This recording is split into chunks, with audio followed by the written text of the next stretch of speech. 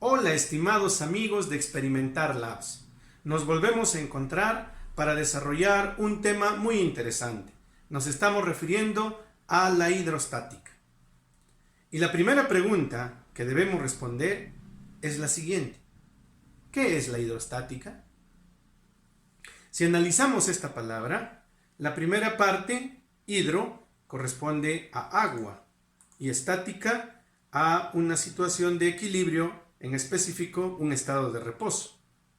Pero como ya vamos a ver a lo largo de este tema, esta parte de la mecánica no se refiere únicamente al agua, sino que se generaliza a todos los fluidos. Y la pregunta inmediata que debemos hacernos es: ¿y qué es un fluido? Se denomina fluido a todo aquel material que tiene la capacidad de fluir, la capacidad de escurrir. No todos los materiales, no todas las sustancias tienen la posibilidad, por ejemplo, de ser transportados por tuberías.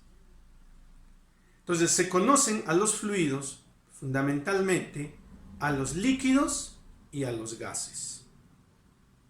Y como ya sabemos, los líquidos y los gases tienen ciertas propiedades muy típicas y características. Por ejemplo, una de ellas es que adoptan la forma del recipiente que los contiene.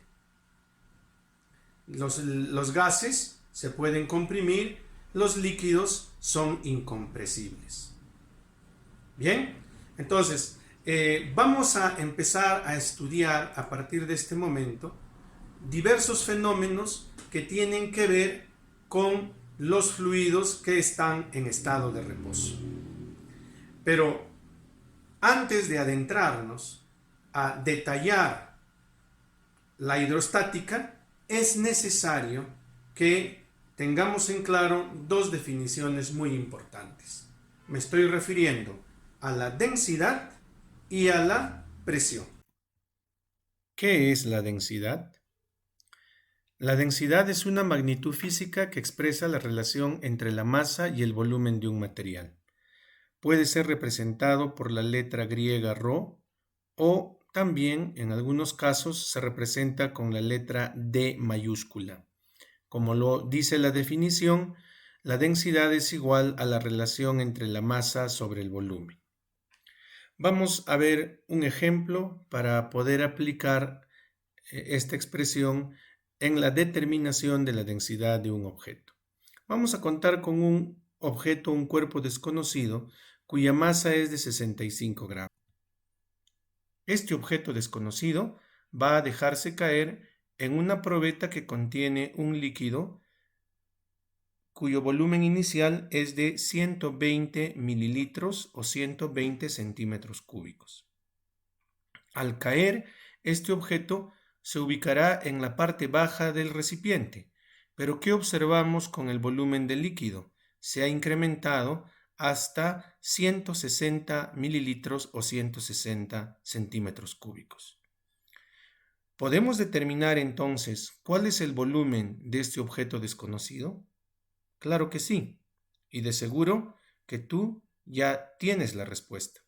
Para determinar el volumen de este objeto es necesario restar este volumen final menos el volumen inicial que tenía el líquido antes de que sea sumergido el objeto oscuro.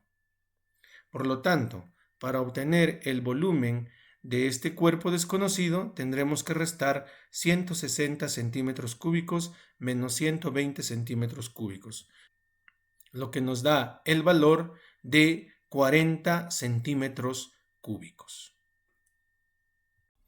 Conociendo el volumen y conociendo la masa, podemos obtener la densidad. Densidad entonces 65 gramos sobre 40 centímetros cúbicos. Esto es igual a 1,63 gramos por centímetro cúbico. Bien, esta es la densidad de este objeto. Pero las unidades en las que hemos obtenido la densidad de este objeto son las que recomienda el Sistema Internacional de Unidades. No. De acuerdo al Sistema Internacional, la densidad debe expresarse normalmente en kilogramos por metro cúbico.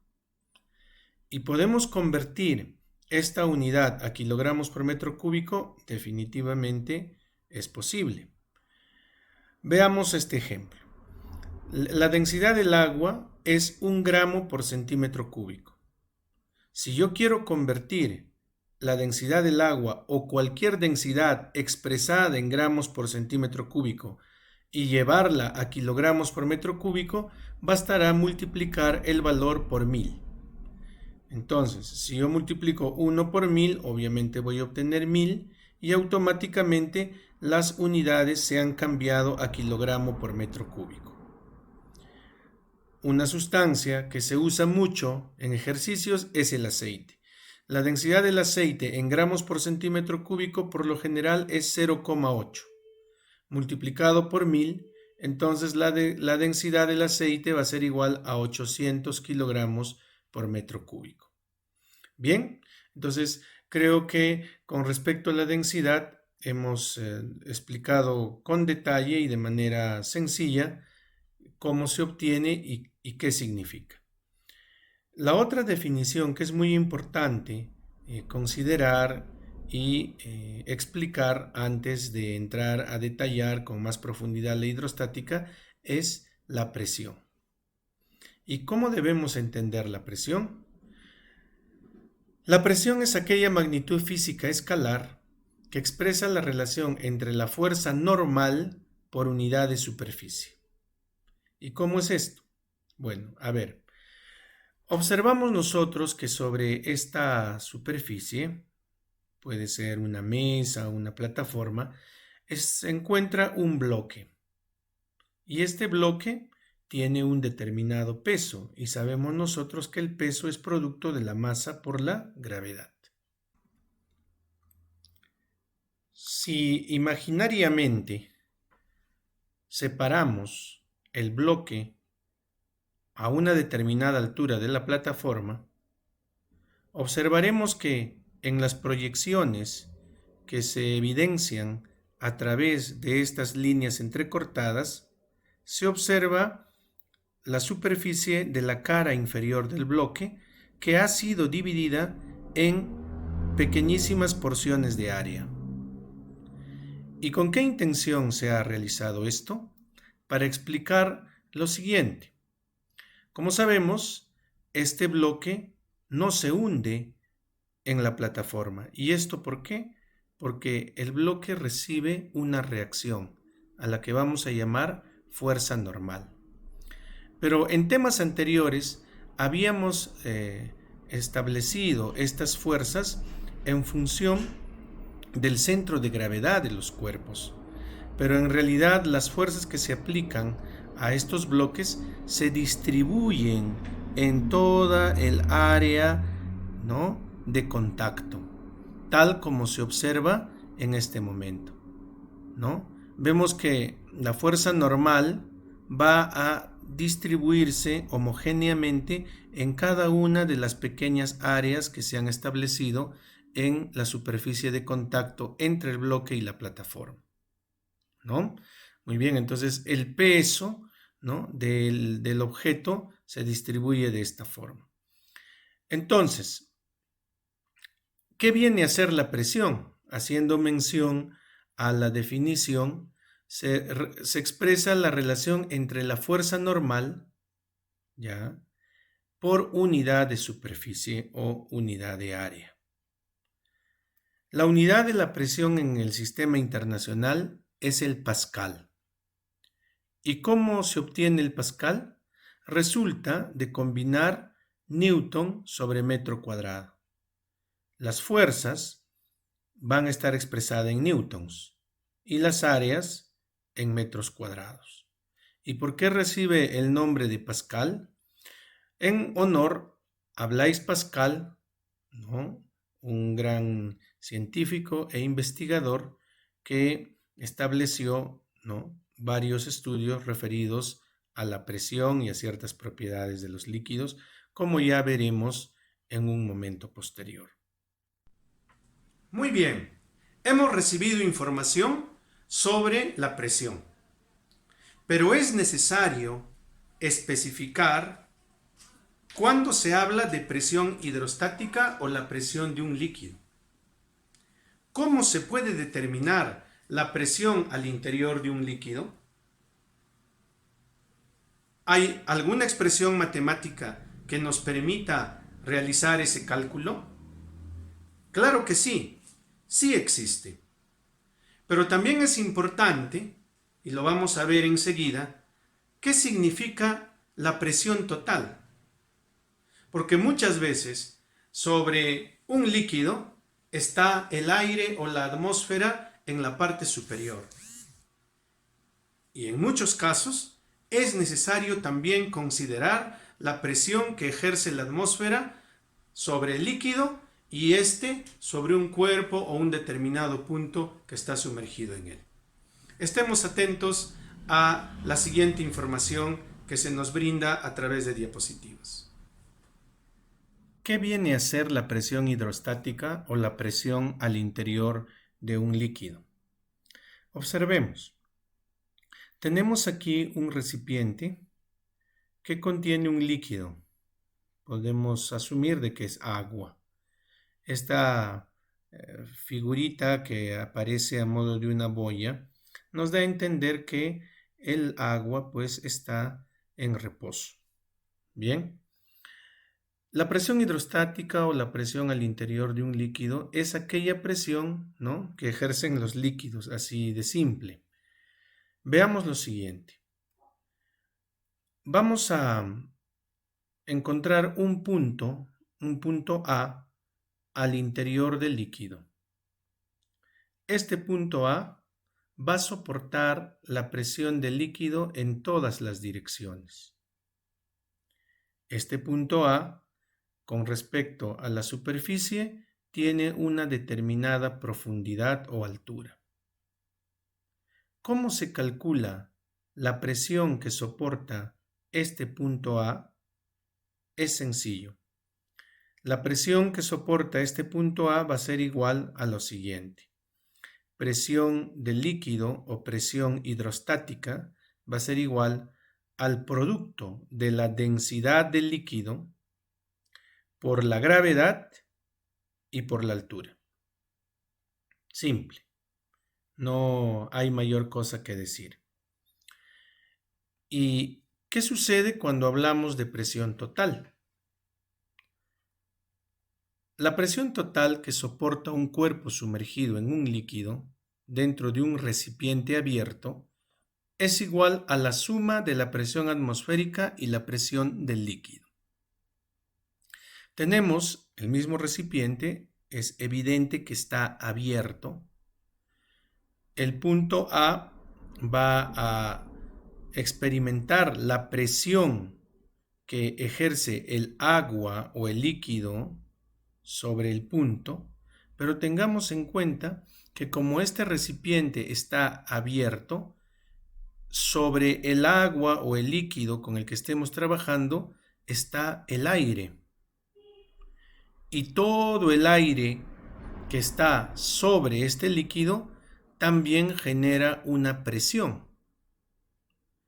Presión conocida como presión atmosférica.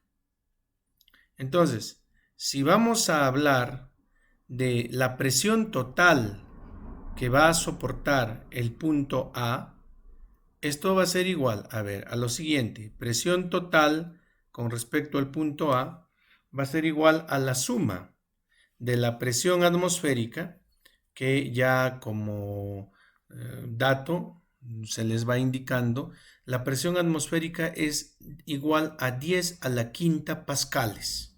Este ya es un valor conocido, 10 a la quinta pascales. Y la presión del líquido, que ya sabemos cómo se puede determinar. Acabamos de recibir información de cómo se puede determinar la presión al interior de un líquido y asimismo cuando hablamos de la presión total. Y surge una pregunta. ¿La presión será igual a cualquier profundidad de un líquido? Definitivamente no. Habrá más presión en la medida en que la profundidad se incremente. ¿Y cómo se puede determinar esa diferencia de presión que existe entre un punto u otro? Pues a continuación te brindamos el detalle de cómo hacerlo. ¿Cómo podemos determinar la diferencia de presión que existe entre un punto A y un punto B, sumergidos dentro de un líquido? Pues bueno, si nosotros trazamos líneas isóbaras, al hablar de líneas isóbaras significa que si yo pongo un punto aquí, un punto acá y otro punto por acá, tendrán todos ellos la misma presión que experimenta el punto A.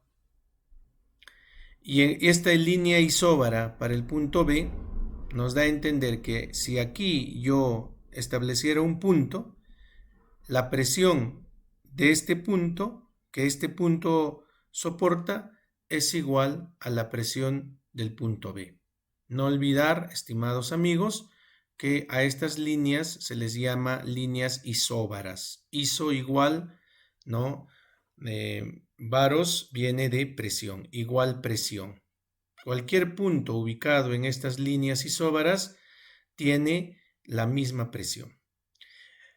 Fíjense que el punto A tiene una determinada profundidad y el punto B también tiene su respectiva profundidad. Es evidente, de acuerdo a lo que vamos observando, que la profundidad de B es mayor que la profundidad de A. Como ambos puntos están sumergidos dentro del mismo líquido, la presión en el punto B es mayor que la presión en el punto A. ¿De acuerdo? Entonces, entre el punto A y el punto B, pues va a haber también una determinada altura, que le vamos a denominar altura AB. ¿Y cómo puedo hallar el valor de esta altura? Restando la altura de B o la profundidad de B menos la profundidad de A. En consecuencia, la diferencia de presiones entre estos dos puntos va a estar expresado o determinado por la siguiente fórmula matemática. La diferencia de presión que existe entre el punto A y entre el punto B y el punto A va a ser igual a la densidad del líquido, estamos en un mismo líquido, por la gravedad y por la altura AB. Si queremos detallar un poquito más esto que acabamos de mencionar, diremos lo siguiente. La diferencia de presiones entre el punto B y el punto A va a ser igual a la densidad del líquido por la gravedad por la diferencia de la profundidad de B menos la profundidad de A. Tengamos muy en cuenta esta expresión porque nos va a permitir desarrollar algunos ejercicios propuestos. ¿Qué es este sistema que aparece aquí? ¿Por qué se caracteriza este tipo de sistemas en tubos que tienen forma de U? Pues bien, a estos se les denomina vasos comunicantes y en su interior muchas veces pueden haber dos o más líquidos. ¿Qué se puede calcular en este tipo de sistemas?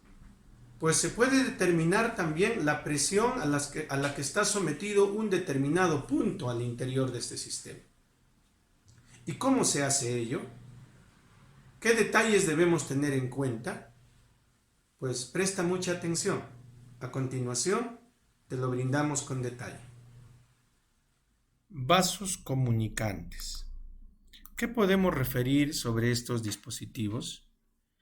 Como ya lo hemos manifestado, tienen esta forma típica. En ella podemos observar distintos fluidos. Podemos ver un líquido de color rosado, el cual va a tener su propia densidad. El líquido verde tiene su densidad característica. El líquido azul también tendrá una densidad diferente. Y vemos que en esta parte el tubo es cerrado y está capturado un gas, el cual también tiene su respectiva densidad. Bien, ¿qué se puede hacer en un vaso comunicante?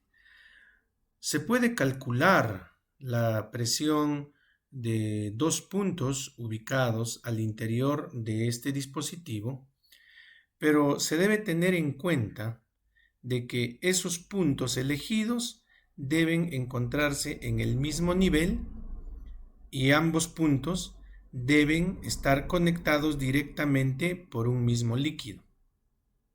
A ver, si yo trazo una línea, como se está observando, a este nivel, entonces los puntos A y B que estoy identificando, tanto A como B, cumplen esos dos requisitos. ¿Cuáles?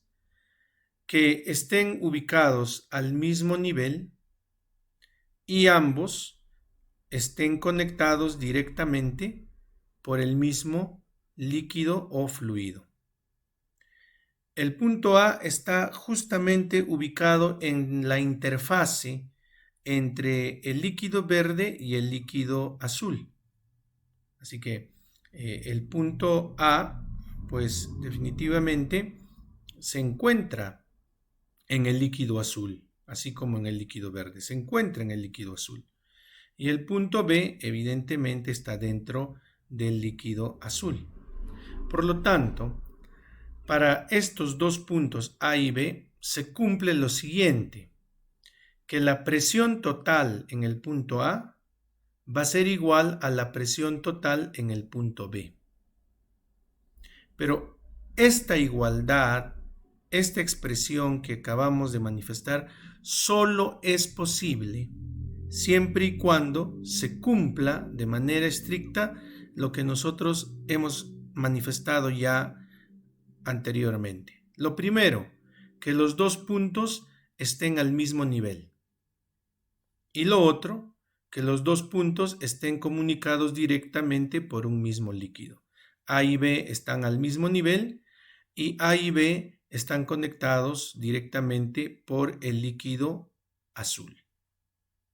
¿Qué ocurriría si, por ejemplo, yo ubicara el punto A aquí y ubicara, digamos que a la misma altura, al mismo nivel, por aquí el punto B? Se estaría cumpliendo con la primera condición, pero no se estaría cumpliendo con la segunda, porque A estaría ubicado en el líquido verde y B estaría ubicado en el líquido azul. Y estos dos puntos no estarían directamente comunicados por un mismo líquido. Para que se pueda cumplir esta condición, es muy importante que estos dos detalles se cumplan estrictamente. Bien. Y vamos a culminar esta primera parte del tema de hidrostática, porque realizaremos también un segundo video, mencionándote lo siguiente.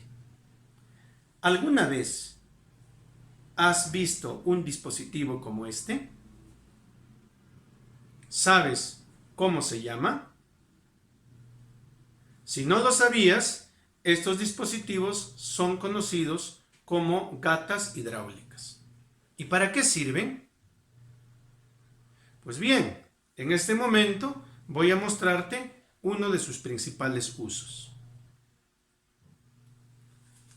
Fíjate, este dispositivo pequeño está logrando levantar un peso considerable. ¿Y cómo eso es posible? Gracias al principio de Pascal. A través de este principio se explica cómo a través de una pequeña fuerza se puede obtener una fuerza mucho mayor. Es decir, este tipo de dispositivos nos ayudan a multiplicar las fuerzas, o sea, ofrecen una ventaja mecánica. ¿Y cómo es este principio de Pascal? ¿Cómo se puede establecer a través de una expresión matemática? Pues a continuación te lo detallamos y también luego estaremos desarrollando algunos ejercicios para aplicar todo lo que hemos mencionado. Espero que este video te sea útil y te pedimos que nos apoyes y nos animes con un like. Principio de Pascal. Un líquido transmite en todas las direcciones la presión que se ejerce sobre él. Los sólidos transmiten fuerzas, mientras que los líquidos transmiten presiones. Muestra de ello es lo que se ilustra en la figura. Con el émbolo, fíjate, se aplica una determinada presión, ¿no?, que luego se transmite íntegramente en todos los tapones haciéndolos saltar, ¿no? Se aplica al émbolo una fuerza que se traduce en presión y esa presión, ¿no?, se transmite íntegramente a través del líquido. Y eso va a generar que cada uno de estos tapones salga disparado, ¿no?, con igual presión. Esto que estamos manifestando, ¿no?, teniendo en cuenta que los líquidos son incompresibles, ¿no?, y la presión que se les suministre se transmite íntegramente, esto permite que el principio de Pascal se aplique de manera muy importante en unos dispositivos denominados prensas hidráulicas. ¿Qué podemos decir sobre ello? ¿Qué es una prensa hidráulica? Es aquel dispositivo o máquina que está constituido básicamente por dos cilindros. Fíjate, acá hay un cilindro, acá hay otro cilindro, ¿no?, de diferente diámetro. Es evidente que uno es más ancho que el otro, ¿no?, pero que están conectados entre sí, ¿no? O sea, básicamente se cumple también con que es un vaso comunicante. De manera que ambos contienen un líquido. El objetivo de esta máquina es obtener fuerzas grandes aplicando fuerzas pequeñas. Tener en cuenta que esta máquina está basada en el principio de Pascal.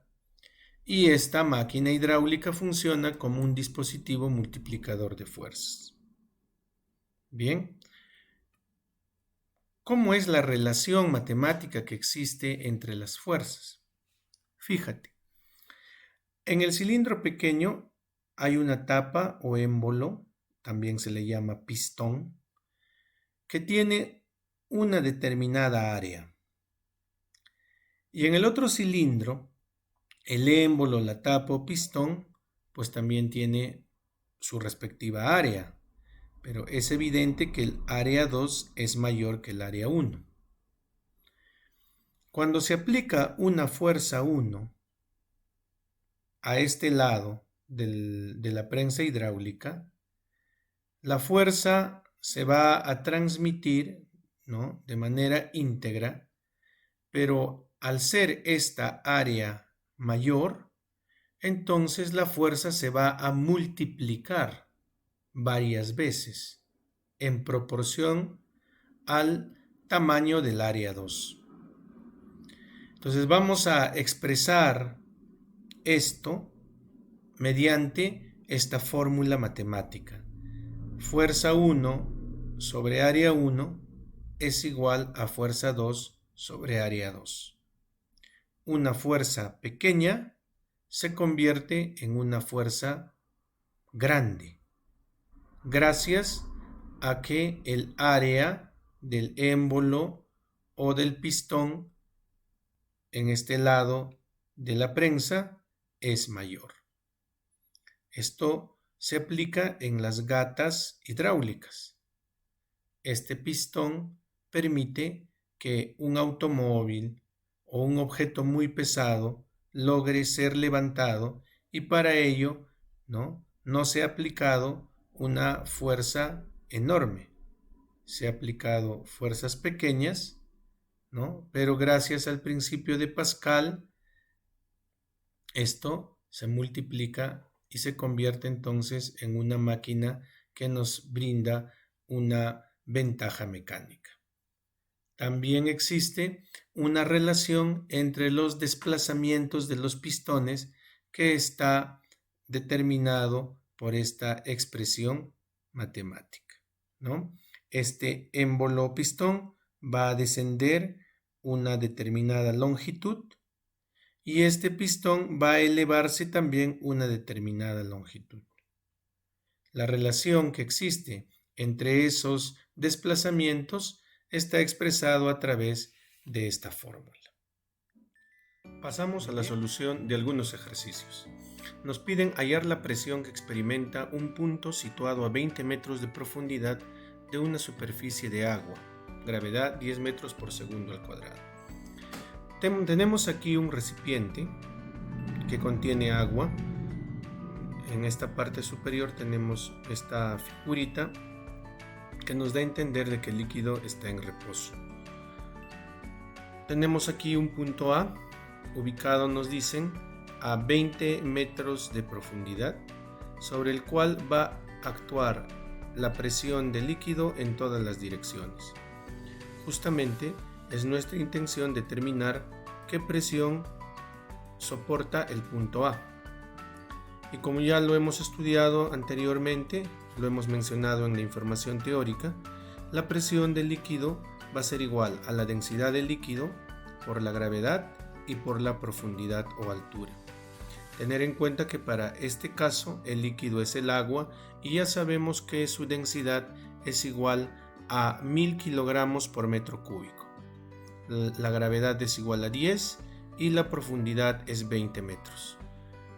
Al multiplicar kilogramo metro sobre segundo al cuadrado obtendremos newtons y metro entre metro cúbico, esto origina metro cuadrado. Newton sobre metro cuadrado es igual a Pascal.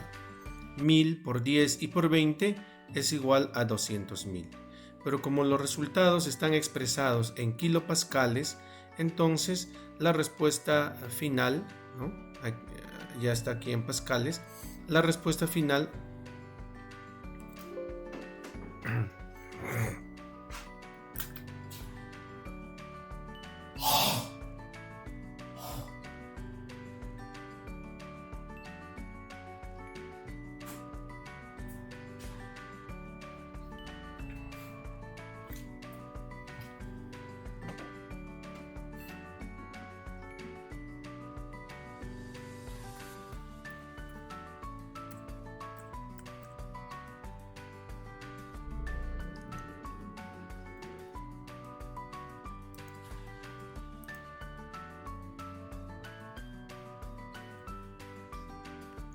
Pasamos a la solución de algunos ejercicios.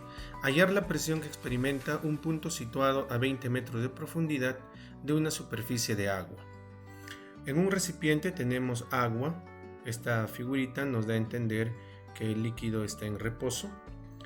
El punto A va a soportar la presión del agua en todas las direcciones y este punto A va a encontrarse a 20 metros de profundidad. ¿Cómo podemos calcular la presión que soporta este punto? Para ello, ya en la información teórica que hemos brindado previamente, hemos establecido que la presión del líquido es igual a la densidad del líquido por la gravedad y por la profundidad. Como se trata de agua, entonces su densidad es de 1000 kilogramos por metro cúbico, gravedad 10 metros por segundo al cuadrado y la profundidad 20 metros. Al multiplicar kilogramo metro sobre segundo al cuadrado, esto constituye newtons y metro entre metro al cubo nos quedará metro al cuadrado. 1000 por 10 y por 20 da 200.000 newton por metro al cuadrado. Newton por metro al cuadrado es Pascal. 200.000 pascales, que convertido a kilopascales, esto es igual a 200 kilopascales. Bien, pasamos a una siguiente situación. Si el sistema está en equilibrio, nos dicen hallar el valor de X. Observamos aquí un tubo en forma de U que no viene a ser otra cosa que un vaso comunicante.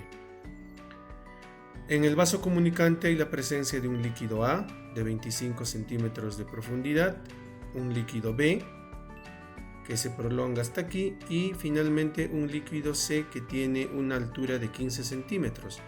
Nos piden que determinemos cuánto es la altura X. En los vasos comunicantes, como ya habíamos manifestado en la información teórica, podemos elegir dos puntos. En este caso, el punto Y y el punto Z. Para estos dos puntos Y y Z, podemos asegurar que la presión total en Y va a ser igual a la presión total en Z, siempre y cuando estos dos puntos estén al mismo nivel, cosa que sí cumplen, y que también ambos puntos Y y Z están conectados de manera directa por el mismo líquido, condición que también se cumple. ¿A qué será igual la presión total que soporta Y? Como estamos hablando de presión total, también tendrá que integrarse en las presiones la presión que ejerce el aire, la presión atmosférica. Entonces, para el caso de la presión total en Y tendremos la presión atmosférica más la presión que ejerce el líquido A sobre el punto Y. Y por el otro lado, la presión total de Z, aquí, va a ser igual a la presión atmosférica, que lo tenemos aquí, la presión que ejerce el líquido C, ¿correcto? Y la presión que ejerce esta porción del líquido B sobre el punto Z. Reemplazamos entonces los valores respectivos, pero tengamos en cuenta previamente que la presión atmosférica en ambos términos se cancelan, se eliminan. Entonces, presión del líquido A va a ser igual a su densidad 5000 por gravedad y por su profundidad o altura expresado en metros. Para el líquido C será 3000 su densidad, gravedad 10 y profundidad 0,15. Y para el caso de la porción del líquido B, la densidad es 16.000, la gravedad 10 y X es la profundidad. Multiplicando estos datos tendremos 12.500, esto resulta 4.500 y obviamente esto 160.000X. 4.500 pasa al otro miembro restando, entonces nos quedará 8.000 es igual a 160.000X. Podemos cancelar 3 ceros en ambos miembros y nos quedará finalmente 8 sobre 160. Esa es la longitud X. Dividiendo 8 entre 160 obtenemos 0,05 metros, que convertido en centímetros, la respuesta será pues 5 centímetros. El valor de X, esta longitud, es 5 centímetros. Muy bien, y vamos a aplicar también enseguida el principio de Pascal en lo que corresponde a una prensa hidráulica. En una prensa hidráulica cuyas áreas de sus respectivos émbolos están en la relación de 5 a 2000, ¿ya? 5 y 2000, ¿qué fuerza deberá ser aplicada? ¿Qué fuerza debe ser aplicada para levantar una roca de 4000 newtons? Asumamos que sobre este pistón hay una roca de 4000 newtons. Para esto vamos a aplicar pues esta expresión, ¿no?, que relaciona las fuerzas con las áreas. La fuerza 1 entre el área 1 va a ser igual a la fuerza 2 entre el área 2. Si ordenamos esta expresión de tal manera que A1 pase al otro miembro multiplicando y F2 pase al otro miembro dividiendo, la expresión nos queda así. Fuerza 1 sobre fuerza 2 es igual al área 1 sobre el área 2. Y el área 1 sobre el área 2 es 5 entre 2000. Ahí está. Y esta fuerza 2 son pues los 4000 newtons del peso que se tiene que levantar del bloque que será colocado aquí. 4000 pasa al otro miembro multiplicando, 4000 entre 2000 será igual a 2, de tal manera que la fuerza 1 va a ser igual a 10 newtons. Bien, entonces se aplica aquí una fuerza de 10 newtons y por este otro pistón, pues se va a obtener una fuerza de 4000 newtons. Entonces estamos evidenciando que este tipo de dispositivos o máquinas multiplican la fuerza. Bien, de esta manera hemos establecido aplicaciones directas de aquellas leyes que hemos descrito en la información teórica. Si te gustó el video, bríndanos un like y suscríbete a nuestro canal. Nos vemos en una próxima oportunidad.